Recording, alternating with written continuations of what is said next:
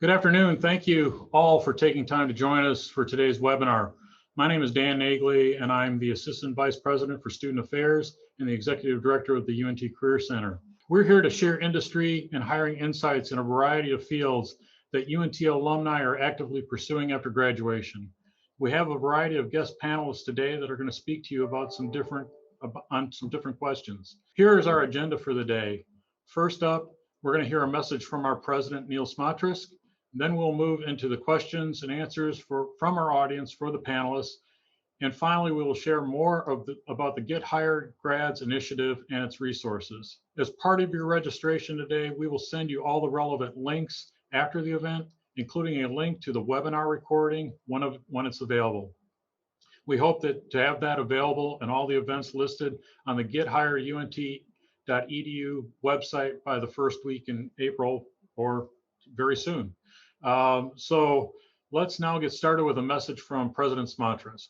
Hello, I'm Neil Smotrisk, the president of the University of North Texas. Congratulations, your college journey is nearing the end, and it's almost time to launch your professional career. You may be feeling a mix of emotions about what comes next: stress, relief, nervousness, and excitement, and that's perfectly okay. Your UNT family is here to help you through the Get Hired Grad program.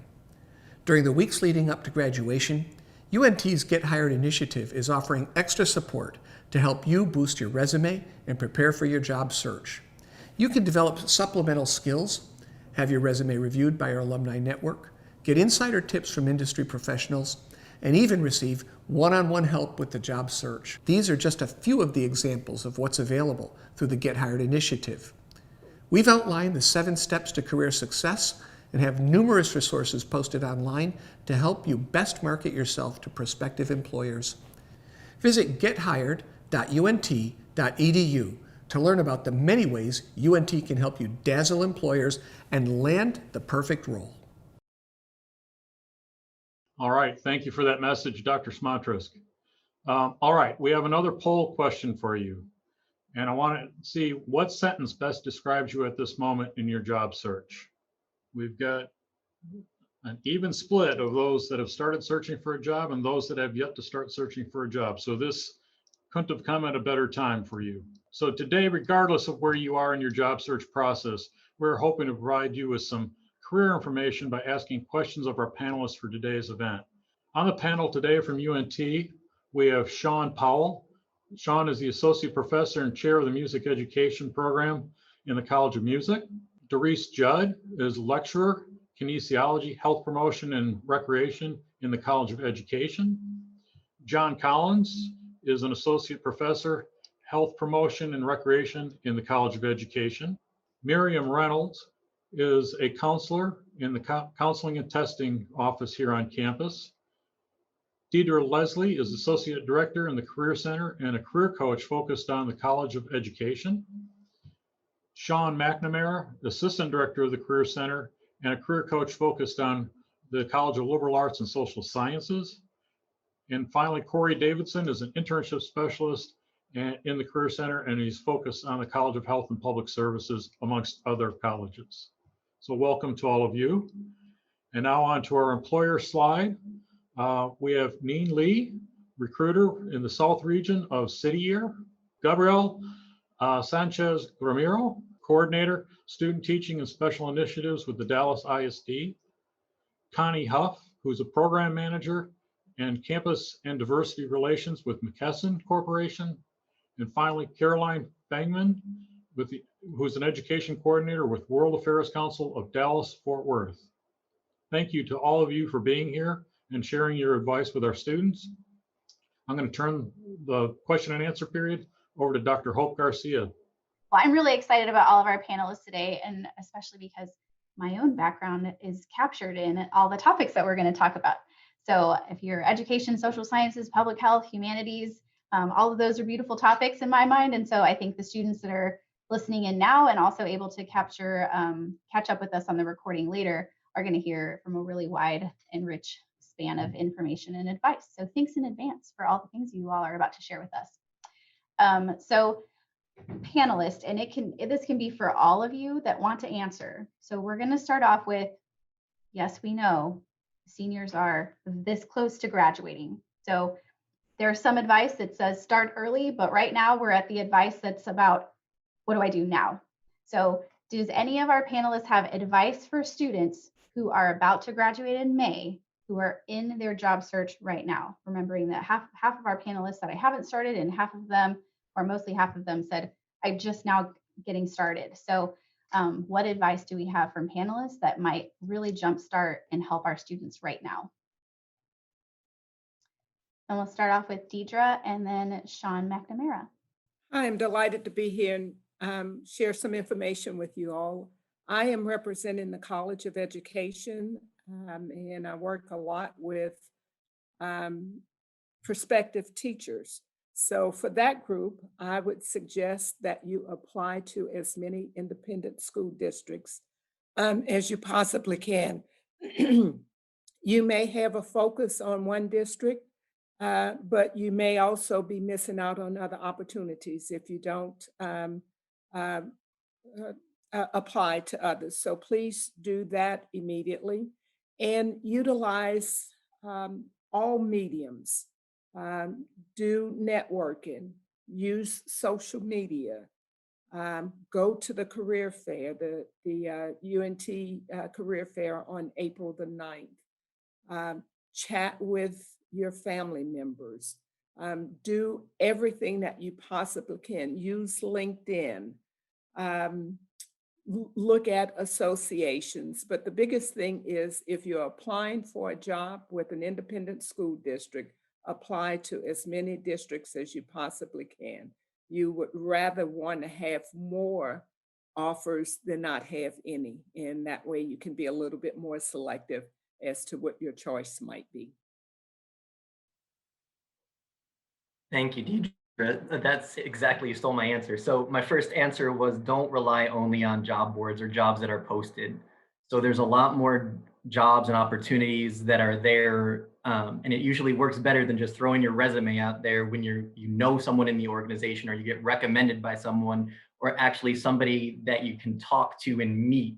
Here's what you have to say instead of read something on a piece of paper. The new thing that I'll add to that is research your opportunities. So know what the job wants, tailor your interview question, your answers, tailor your resume and make changes to match what the job wants to your experience and to what you've done. Don't just send out the same resume or answer the same questions the same time every time, because your answer will be bland and I know you can do better than that. And we can help you with that. I'm gonna stop talking. Thanks, Sean. Okay, over to Connie and then Neen and then Caroline and John. So I would definitely say if you are in that category of you haven't quite started, but you're getting ready to, definitely start. I mean, the sooner the better that you can just start putting yourself out there, hopefully getting a couple interviews that'll help get you warmed up. So by the time you're getting closer to graduation, you're already put yourself out there a little bit and you have a feel for what the process looks like and what to expect. And then I would also definitely recommend really taking advantage of the resources that UNT has to offer to you. And I promise they're not paying me to say this, but if I could go back to my undergrad time and, do anything differently with my career search, I really did not take advantage of everything that my university offered me. And so, yes, like Deirdre said, go to the career fair, even if you're nervous or even if you feel underprepared. Think of it as a dry run or a practice round. It's only going to make you that much more comfortable when it really becomes crunch time for landing a job. Over to Caroline and then John and Kathy will wrap us up. So for nonprofits in the North Texas area, I recommend personally connecting with staff members, if possible, about volunteering, attending events, chatting with members, or joining their organization. That way, when a job opportunity comes, you can be a familiar face to them and automatically be at the front of their minds when a job opportunity opens. Also, don't discount volunteer experience or internships. They can be really important stepping stones for any career. Unfortunately, a lot of nonprofit internships are unpaid, so I understand they're not for every student, but it never hurts to reach out to the company and ask. Secondly, I recommend creating a personal brand on LinkedIn or on your online presence. If you're at the point where you know what kind of job you want, that way when employers look you up, they'll see that you're committed and passionate about the field that you're aiming for, and then want to interview you. Okay, what you've heard, I think, is really great advice. So I would just like to add some new peripheral information to it. Seek out opportunities. And what I want to add is professional organizations. I know that was brought up. You have professional organizations. They have websites. On those websites, they probably have job listings. And also professional organizations usually have conferences. Conferences are a great place to go. I know it costs money, but they usually have ways for students to volunteer and work half the conference and get to see the rest. But it's the networking and the job listings that are really, really important there. And just one other thing, I know it'll be brought up at some time, but make sure your social web page is cleaned up. I've heard too many horror stories of why somebody didn't get hired because of what they have posted. Very true. Kathy, what can you add for us? And Neen, I skipped over you, so we'll definitely end with your answer. I was going to say, Neen, you can go ahead. All that I'm going to add to all this great advice is I'm in the College of Visual Art and Design. I'm in art education. So I was a teacher myself and was applying for jobs when I was a teacher. So what I would say to piggyback off what Deidre started is for those of you who are pre-service teachers, you might even apply to be a substitute teacher in the meantime before a full-time job becomes available, because that gives you valuable advice on valuable experience on classroom management, working with parents, working with administration. It can be invaluable experience. And of course you get paid as a substitute teacher, but that's just something to think about as well. Yeah, and then what I just wanted to add to this question was, also just being open to different opportunities and new opportunities. I think, for a lot of seniors, and, trust me, I was there in your same shoes back then. We can really get hung up on that first job, right? Which is totally understandable. But, even if your first job, and I hate to use this term, but even if it's not your dream job, so to say, you can still use that first job experience to eventually, make your way up to that dream job. So just knowing that, after you graduate, your career path may not be linear, and that's totally okay. There's gonna be, peaks and valleys, which is not just like a career advice, but that's, just like life advice in general. Glad that you said it's not going to be linear, because I'm going to ask our panelists some questions about that later, maybe about their own experiences. So hopefully we'll have time to add that in there. So I'm going to jump to the next question, which is to think off the top of your head. You can think of just your individual piece of your field, but then also transferable skills. So what top 3 skills come to mind for someone who is entering your field or similar fields?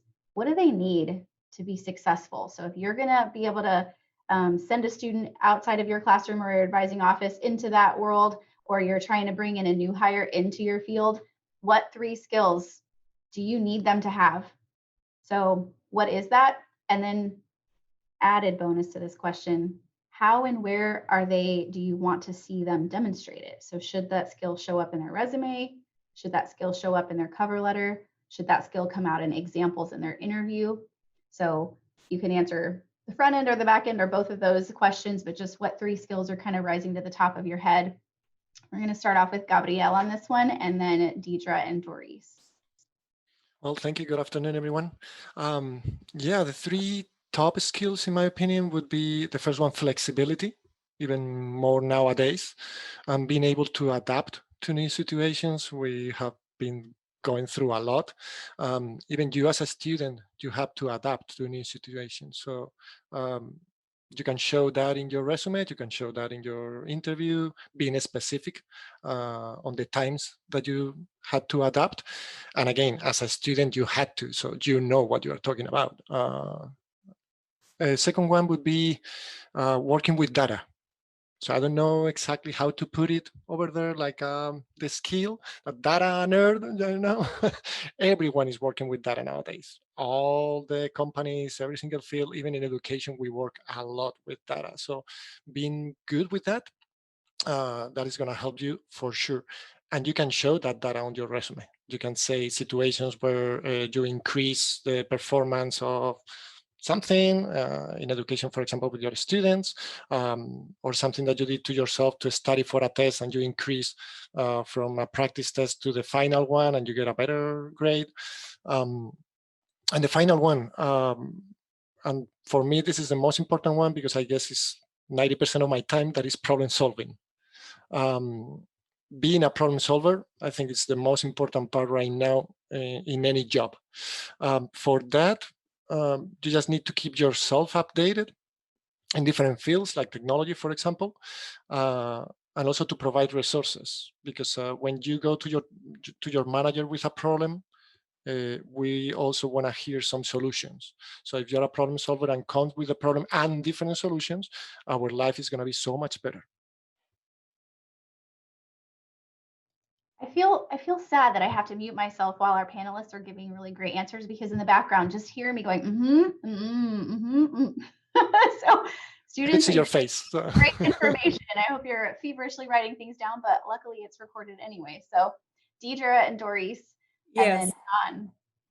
I've had some recent discussions with administrators and recruiters from different independent school districts. And the three that have been consistent, passion, they've called it passion, grit, perseverance, but passion, a collaborative demeanor, and then a lifelong learner. And all three of those can be demonstrated both on the resume and in the cover letter and in the interview. So your passion would be listing different types of employment that you've had, even if it's a nanny or daycare or a babysitter, along with your student teaching experience. Your collaboration, those two would be listed in the bullets as you talk about all of your accomplishments, how you've collaborated with faculty or with a parent or another colleague. And the lifelong learner, that can be exhibited through having memberships in professional associations or attending conferences or meetings or what have you. So all of those, and you can discuss all of that in an interview process. So all of it can be written and verbal communicated. Okay, so thank you. That's really great what everybody has said so far. And my three top items for students or for people looking for jobs would be much what Deirdre said in communication. And I think there are three things that fall into communication that are critical. Communication can be oral, written communication, but there's body language communication as well. And your body language speaks volumes, and it's something that we don't often talk about, but the message you give people with the look on your face or the way you're sitting or the way you're holding yourself speaks volumes about your interest, your passion, your wanting to do the job. Secondly, interpersonal skills, understanding what people are saying to you and being able to communicate clearly what you mean to say to them, I think is really important, especially this past year as we've become virtual communicators in much of our interpersonal communications. We've done this through Zoom and many other things. And so again, getting back to that body language then becomes very, very critical with that as well. And then also your enthusiasm.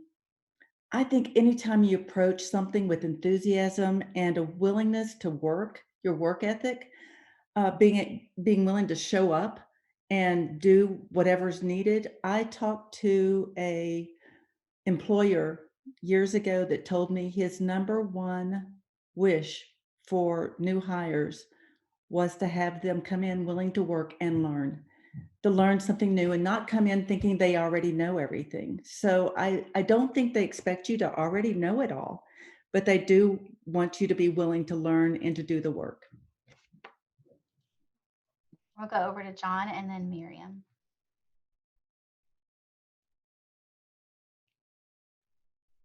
There you go. Okay. Couldn't get my mute off. Sorry. Very good advice from the panel. And I'm just going to dabble on what's already been said to some extent. And I'll start with Doris. I too agree with communication. Think about it. What's your first impression? Your resume, your letter of application. Please make sure you have it edited and cleaned up. Do not just give it a once over and say, this is it. Errors do speak louder sometimes. And the body language, I'll just say this, since we've been Zooming pretty much for the last year, and with Zooms, you do videos, you record it, and I've gotten an opportunity to go back and look at what I look like, and it's been really eye-opening. I talk a lot with my hands, or I used to, but now I sit on them, so my arms go numb sometimes. But beyond that, I do really like the passion. This is mainly coming from our students that are interns, so they're really out in a pseudo workplace, but the supervisors usually say the student, they do what we ask them, but then they wouldn't come back and say, what's next? You know, what do I do now? I finished this, how do I do it? Or how did I do? And then the last one is, I think it goes with enthusiasm or passion. Feel free to ask questions. It's your learning experience, even if it's your first job. Just ask questions. At least it shows, like everyone said, it shows you're engaged, you're interested in what you're doing, and you're willing to learn.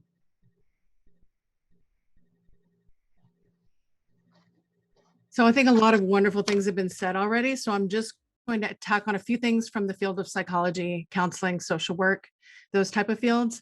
I would say that the number one thing that I look for when hiring somebody fresh out of school is their level of self-awareness.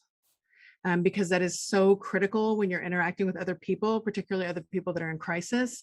Your level of self-awareness, what triggers you, what you can handle, what you can't handle, what you prefer, what you don't prefer, all of those things usually come out in interviews, but I think are critical. Like I would purposely ask somebody a question to assess self-awareness. And if it wasn't a good answer, I would think, ooh, I don't know if this is the right job for them. This is a very high acuity kind of a job. I was hiring for residential treatment at the time, and it was fresh grads, you know, senior, just right out of college, people that were applying for mental health worker positions. And we just needed them to be self-aware. And also just like thinking on your feet, creative problem solving. I think that was said, but that's all. Perfect. Well, Miriam, you kind of opened the door for the opposite look that I want to ask our panelists, because we have been talking a lot about advice and what are the skills and what are the things that go on the to-do list. I want our panelists to get a little honest, and students, this part might be hard to hear, but I always appreciate the pitfalls before I fall into the pit, right? So we're going to ask the panelists to tell us what are some pitfalls, some absolute no-no list things that you might do, and recognize that I've made some of the mistakes that I think they're going to say. We probably all have, and that's partially how we know that they go on the no-no list. But consider these panelists now, they're turning into kind friends in your back corner who are trying to tell you these things before you accidentally make the mistake. So they could be a really tiny technicality that it was just an overlook, or it could be a situational behavior response to something. So anything that the panelists have that are coming to mind, that just send a student or a candidate right over to the no pile. Big, small, accidentally or intentionally, what are those things? Doris, what do you have for us? You're muted still. Yes, I just realized I'm muted. So this is going to be really quick for me. The biggest thing I can say is if you've had a bad experience in a previous job, that's not the time to share it. It's not, don't talk badly about your previous employers or previous job situations. That's a huge red flag for me. So that's a good one to start us off with. So Miriam, we'll go to you, then Connie, then Neen, and then Sean. All right, so I have just one to share too. That's kind of like my big red flag too. And that was people who didn't do any research at all about what we did before coming in for an interview. I would usually ask people, you know, did you look at our website? What do you know about us before I do my spiel about like, you know, how long we've been here and what we've been doing and who we help and all of that kind of thing. I would ask people, and if they told me that they didn't look, it was almost automatically a no in my mind. Sorry, I'm just being real honest. But I just thought, like, if you didn't even bother to look us up, and because, you know, a lot of people were super proud of the agency. This was nonprofit work that I was doing at the time. And we were so proud of what we did. And I was almost offended that they didn't look. So.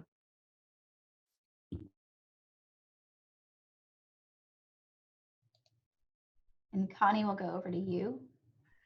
I'll definitely echo what Doris and Miriam said, especially making sure you always research whoever it is you're going to be speaking with. That's super important. But 2 quick things I was going to share that are really big turnoffs in an interview setting. The first is there's a difference between coming off as confident and coming off as self-centered, self-interested, maybe someone who's not going to be a good teammate. So make sure that, you know, if you are talking about achievements and great things that you've done, that you're doing that in a way that's thanking the team that you worked with or whatever it might be. So, you know, you can come off as confident and proud of your achievements, but just make sure that it's not coming off as, you know, self-promoting or self-centered. And then kind of on the opposite end of the spectrum, I've interviewed with students before and with candidates before who are just so short-winded and give such short service level answers. And chances are, if you're in an interview with someone, they're there to have a conversation with you. They probably have 20 or 30 minutes, I would think, at least blocked off for that conversation. So really short 1-sentence answers to me come off as someone who's maybe either unprepared or disinterested. So don't be afraid to go in depth and have a conversation with the person you're interviewing with.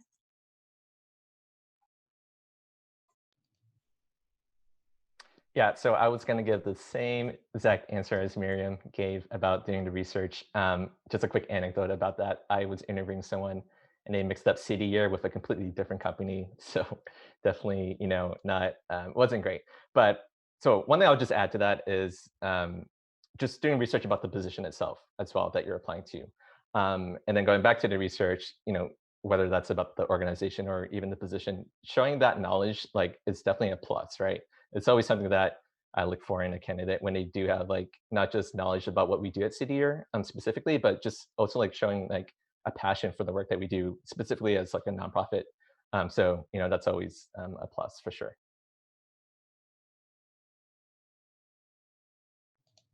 All right, I think I'm next. So everybody gave great answers. So I just have 2 that I guess I would give. Is the first, just be conscientious of people's time. So if you're at an interview and you're gonna be late, it's okay. I think they'll understand it, but give them a call or just let someone know. And then also, if you treat the interviewer like very respectfully, but then you treat other people in the office rudely, people will notice that. Sometimes the person with the ear of the hiring manager the most is the person at the front desk. So treat everybody with respect. I hope you do anyway, but for this point too. And then the other part was just like someone on the panel was saying, don't be too arrogant. Try, if you have low self-esteem or you don't give yourself enough credit, try to talk about your good aspects, work with it with somebody, talk to somebody about these, because no one's going to give you credit or assume things about you unless you do it. So what I do to myself is I always say, talk facts. If you feel like you're being too braggy or you feel like you're doing that, stop and take all the adjectives out of it. And if you still did it, if it's true, say it and don't feel like you're being too cocky. That would be the biggest thing that I would say. They're all really good. And also, don't hear Sean say that you can be late. He said secretly, be on time. But if you're not on time, do these other things, right? My light is responding to my hands. John, I haven't gotten to the point of sitting on my hands yet. Maybe I need to. So actually, some of you said passion, right? But there are some questions that are coming in from the students that I want to incorporate. And secretly, I had this exact question too, because I was a psychology major as well, but it applies to many of the students that are in listening to this panel. Where does one, we're in COVID, so we have a COVID overlay and intense worry of, but surely there's no jobs. It's COVID. I think the answers that we're going to get here in a second are going to point to there are jobs and there are ways to get them. But at what point does somebody who's gone after humanities, social science, education, and the like determine whether is my undergrad enough to get me a job? And do I need to consider getting a graduate degree? So are there jobs for students who are just finishing bachelor's? What are they? How can they go after them? I'm hearing passion can make up for a lot. So if you go into the bachelor's and you don't have answers, it's not the bachelor's. It's because you didn't have answers or you were late. But what do our panelists have to say about some advice for students kind of just in that worry boat of, do I just need to keep going through school? Do I need to just keep getting degrees until a job magically lands in my lap? Or are there ways to get jobs now? All of that. So Gabrielle, we'll start with you, Neen, then Miriam. Yeah, thank you so much. So basically, when you enter a company or a school district or any field-related job, you are going to grow during the years. You can study later, you can grow in the own company and getting to know the company and how we work. It's going to open sometimes some doors that a master's or a doctorate is not going to open. So for me, both ways are good. You need the degrees, but you also need the experience for that company or that field. And there's always time to study. So if you want to keep going with a master just when you graduate, go ahead, no problem. Or if you want to do an MBA like myself when you are 44, there's no problem at all either. So there's always time for that. I don't think there's a right or wrong answer on that one. So I'm going to have to give a quick plug to CIDIR for this question, but I'll extend it actually further to AmeriCorps itself. So for those that may not be familiar with AmeriCorps, it's essentially like a domestic version of the Peace Corps, right? And CIDIR is an AmeriCorps program. So AmeriCorps, just in general, it's a great opportunity for liberal arts majors. I was a liberal arts major myself in college, and I joined an AmeriCorps program after I graduated, and it was a chance for me to gain that experience that I wanted. And so I worked at like an AmeriCorps program for a year. So if that is something that is not on your radar, or even if you haven't heard of AmeriCorps, I would definitely recommend like all humanities / liberal arts majors to look into it, because for most AmeriCorps jobs, you really don't need like any you don't really need like a lot of prior experience, but AmeriCorps is a way for you to gain that experience. Don't walk over to Neen and go, wait, what company is this? Oh my goodness. Okay, over to Miriam.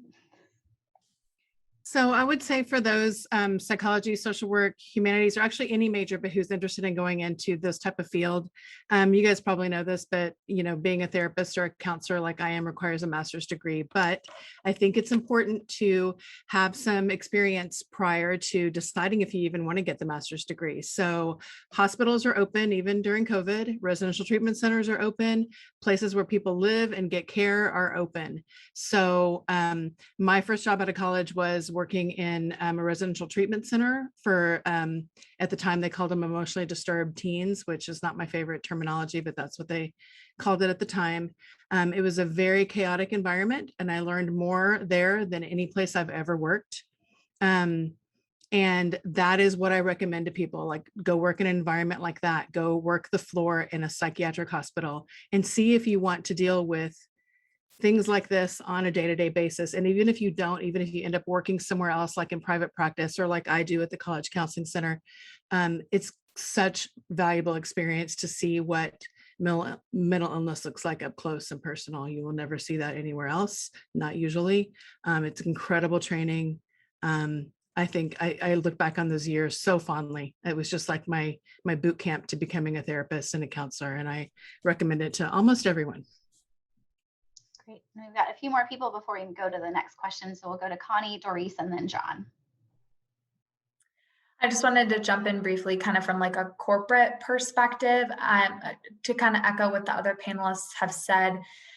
I would get a graduate degree if you know that you really want to have that graduate degree and you're confident that that's what you want to pursue.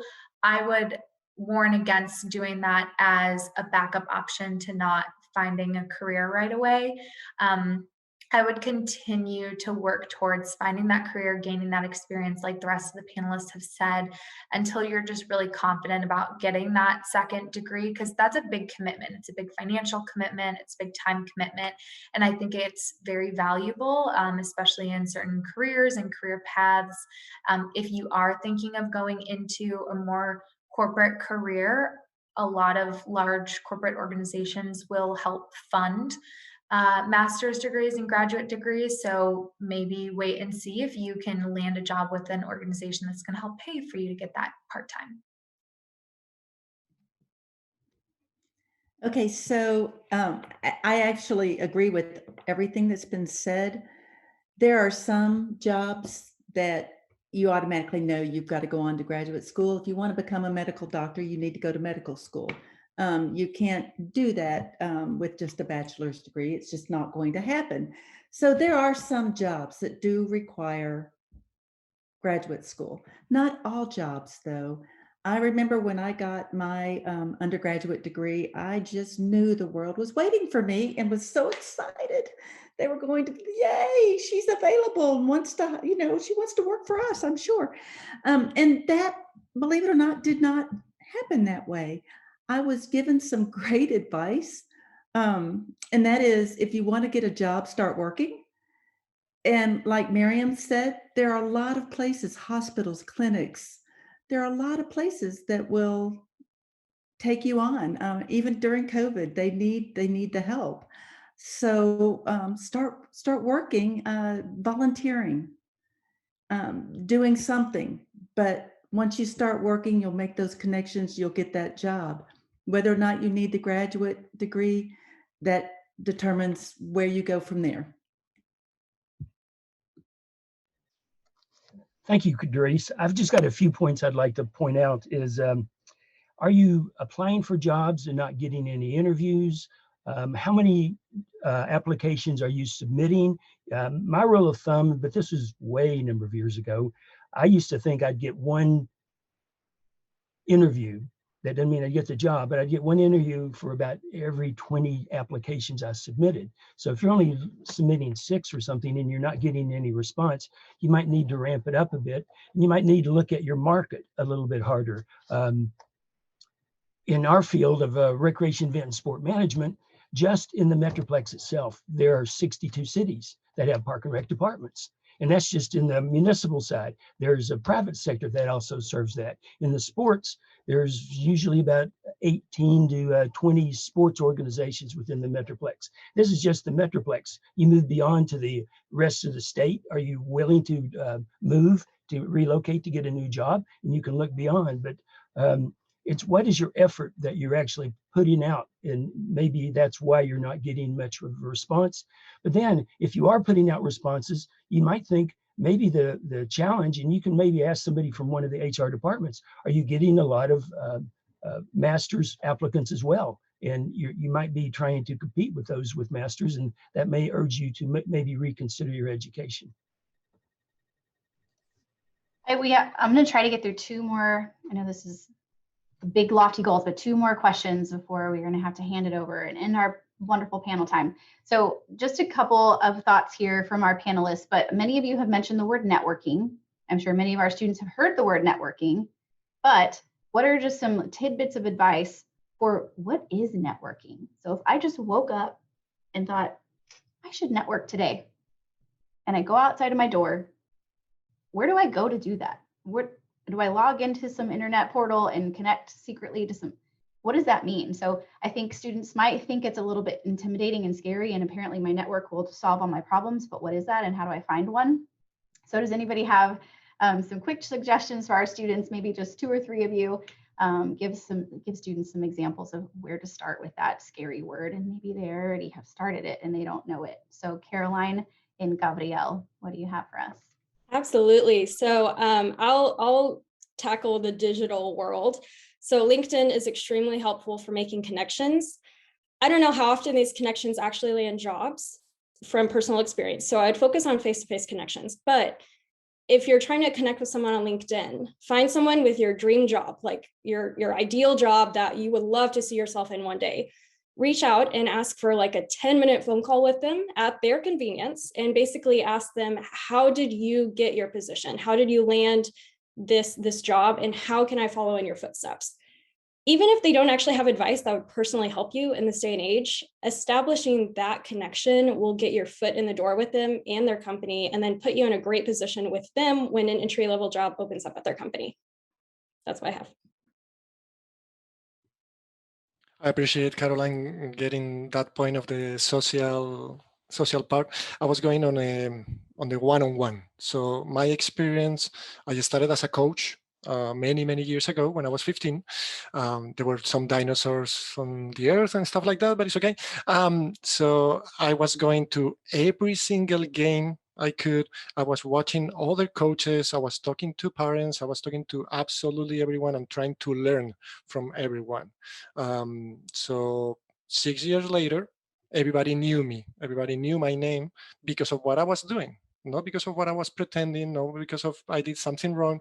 No, it was because I was a nice guy working hard with my kids. So I get more opportunities and more opportunities and more opportunities. Now I have some players in the NBA and so proud of them. But basically what I was doing is investing in myself and investing in getting to know better. I started making $0 euros in Europe when I was 15, and I ended up making a lot of money because of the basketball. But it takes time. It takes time and be humble, listen, communication skills, as Dorsey was saying. Yeah, listening and learning. Deidre, do you have a quick thing for us? And also John. I do. I don't be afraid to communicate and to talk with people. That's what networking is, just communicating and talking with people. The Career Center has a Mean Green Mentor program, and that allows you to have some mentors, alumni mentor. And so often those mentors, so the alumni, they're working. And so that's a way for networking. We have a job shadowing opportunity through the Career Center. We've got career fairs. When you're talking with employers, you are then networking. Professional associations, that's an opportunity for you to tap into some people. But the whole thing is to talk, to communicate, put yourself out there, introduce yourselves, ask questions, do informational interviews. Someone said, find someone. So it's many employers now are offering chats. We have a couple of companies that are doing chats through the Career Center. And it's an opportunity to ask any questions risk-free. So take the opportunity to get involved. And over to John and then Corey. I'd love to hear from you on this one too. Okay, I'll be brief. I just want to reiterate two things that have been said earlier that I think go hand in hand with this. Is while you're looking for a job or jobs, consider volunteering. That's a great network. That's oftentimes where you meet other people that say, oh, I know somebody looking for a job or has a job. I mean, and then the other one is, it's probably out of your wheelhouse a bit, but attending a conference. I know students are apprehensive. They don't know anybody, but the conferences are well aware of new students, new young graduates that are looking. And so they usually have programs during the conference that invite you in, or they have programs where they ask the professionals to take a student to lunch. So there's an easy way to get into the conference and actually begin to network as well. Yeah, and basically, I'm going to reiterate what Deidre said, because she said everything I was going to say. But I will also add too that a lot of those things, whether it be like the career fairs or taking part in professional organizations, there is still a component to that can be done even while we're in a virtual setting. And so it's not going to be the same as being able to meet face to face with folks, but even if it's face to face through Zoom, it's still an opportunity to make those connections with folks and start to build up that network. Excellent. Thanks for that. And I'm going to try to squeeze one more question in right quick. And hopefully some of you who haven't talked quite as much has something to contribute here before Dan and Jeanette start giving me the big eyes. We talked about how career paths are likely non-linear, right? That's reality. But a lot of our students are really concerned right now. How do I get to my perfect linear path and become a principal and become an art director or become that thing, right? And wondering whether this first thing that I land is going to make or break my entire life. So I just wanted to get some quick input from some of the panelists to say, my first job was this, and it allowed a door to somehow land me in what I'm doing now, which is this. So just a quick fill in the blank on this sentence of my first job, believe it or not, was this. And you know what? That allowed me to get to where I am now, which is this. Good with that? So who has just a couple of examples? Because our students, I want them to learn from you. Where did you start? What was your first job? And how did you know that it was wrong or right? And that directed a little bit of the wavy path from there. And some of you might say my path was perfectly linear, and that's okay too, but we'll see what the panelists have to say for you. So Gabrielle, let's start with you and then Doris. Sorry, the mute button. Well, my experience, I'm sorry to say this, is don't have those expectations. I mean, and there's nothing wrong on that. Again, I started as a basketball coach when I was 15, and now I'm hiring teachers for the second biggest district in Texas. And interviewing some of the panelists here. That's all I'm gonna say. So again, it's you never know, but every single thing I've done in my life has taught me something. That's what I'm most proud of. And I get the experience from that, and my teamwork, my problem solving comes from the sports, for sure. How talkative I am, probably too, but again, it's someone that has, and it's perfectly fine. If you have the idea and you can follow the path and get that path, it's perfect for you. If that works for you, awesome. If you have up and downs and it's a roller coaster and you are happy with that, awesome too. That was my experience. Okay, so I don't know of anybody, I really don't know of anybody who has had a straight path from point A to Z. Every career is going to have its twists and its turns and its zigs and its zags. My favorite saying, those people that are around me know that I say this all the time, change is opportunity. If there's never any change, there's very little opportunity. So change is a good thing. Don't be afraid of change. Be willing to accept change, make the opportunity with change. I'm not going to say my first job. I've had many first jobs in many different areas. So there's no real fluid kind of linear, I mean, it's the biggest mishmash you've ever seen. But what I can tell you is one time I was in an internship, zero money, getting paid for that internship. You've got to be willing to work sometimes without getting paid. I got zero money for that. When that internship ended, I was a little disappointed because I really was hoping to get a job offer, but I stayed in really good contact with the people at the internship site and worked with them and just, had lunch with them usually once a month. 1 year later, I was offered a director position in that company. So change is opportunity, and don't ever burn your bridges. Great. So then we'll go to Miriam, Deidre, and then Kathy. And so they're going to be super quick, Dan, I promise, and we're going to hand it back over to you. We can go straight to Kathy if we want. I've talked a lot already. I'd love to know what you did. I think you should So I'm an art therapist, so I bounced back and forth between art and psychology until I finally landed on art therapy. So my first job right out of school was as a photographer. for the Department of Health. It was like the most unglamorous photography job ever in the world and very low paying. But so I just kind of bounced around. I did that. And then I mentioned I worked residential treatment. And that's where I really decided to go to school for art therapy. So I don't know. I just think like, you know, those were my two passions. I was just kind of bouncing back and forth between art and psychology. And then I ended up with art therapy. And now I work with awesome music and art students. So there you go. You almost let us miss out on knowing that you started off as a photographer for a health situation. See? All right. Thanks. Go over to Deidre and then Kat. Strange. I'll start there. My very first job was a flight attendant. From there, I went to assistant buyer for a major department store. From there, I got into higher ed, and it's been 23 years now since that I've been in higher ed. So I eventually found my real passion.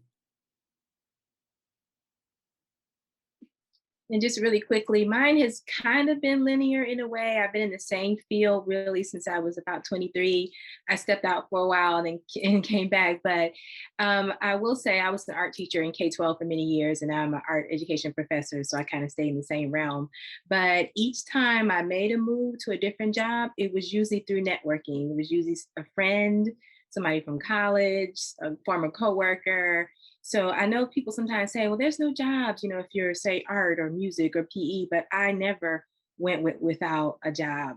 And so there are usually positions, but sometimes, like I said, it may be somebody that'll say, oh, this school needs so-and-so, or this job needs so-and-so. And it was always, like I said, I stayed in the same arena. But to go back to the point of networking, one thing I wanted to bring up, if you are a member of professional organizations and you register for their like collaboration or forums, I know for NAEA, National Art Education Association, there are open forums, and people will post, you know, all kinds of, it may not be a job, but it may be, you know, other things that can lead to something. So I think that's another avenue too, is the professional or organizational forums. Thank you so much, panelists. I have much gratitude and commentary to say, but I'm just going to zip it and hand it back over to Dan and know that we did a good job for the students. All right, great. Thank you, Hope. Yeah, I can honestly say that there's never been anybody that's ever grown up dreaming to be a Career Center employee. So everybody in the Career Center that's in at some point changed their mind and became a Career Center employee. So you can rely on the Career Center staff to give you stories about, like Deidre, similar stories of what they've gone through. So thank you for that panel. GetHiredUNT.edu has been developed to put many of the resources that you're going to need to find jobs quickly in one place. It's an effort by the university to make sure you can find things easily in this last month before graduation. So be definitely on there, looking around and getting information from that. Another thing on there is the resume review. If you haven't had somebody look at your resume, have somebody look at your resume. Even if you have, maybe get a second opinion. You can get that opinion by submitting your resume through the link. You can find that in the showcase portion of the website. When you drop your resume in there, an employer partner, like one of the ones on the panel today, or a faculty or staff member from UNT, will look at it, review it, and offer some suggestions on how to improve it. So take advantage of that service as well. Finally, I want to mention the Career Center website, careercenter.unt.edu. There's additional career resources there for upcoming events, you name it, as well as a connection to Handshake. If you haven't been in Handshake, get in Handshake and start applying for jobs. There are over 2,000 job postings right now on Handshake, just in the DFW area. So if you're looking to stay here, lots of opportunities. I wanted to point that out because of the question, is it even worth it? Yes, there are people hiring out there still today. All right, so the next slide, I want to talk about one last item. We would like your feedback from today's program. So after this program is over, you will receive a survey. We would like you to fill that out and return it to us and give your thoughts to us on today's program. I want to thank all of our wonderful panelists today and Dr. Garcia. It was a great discussion, lots of informative information that you got from this, hopefully. And so thank you all to the panelists. Also, thanks to all the students who have attended. You're doing the right things by getting involved in these things and starting that job search now. We hope it's been helpful for you. And if we can be of any further help to you in the future in your job search, please reach out to the Career Center. Best of luck to each of you with the remainder of the semester.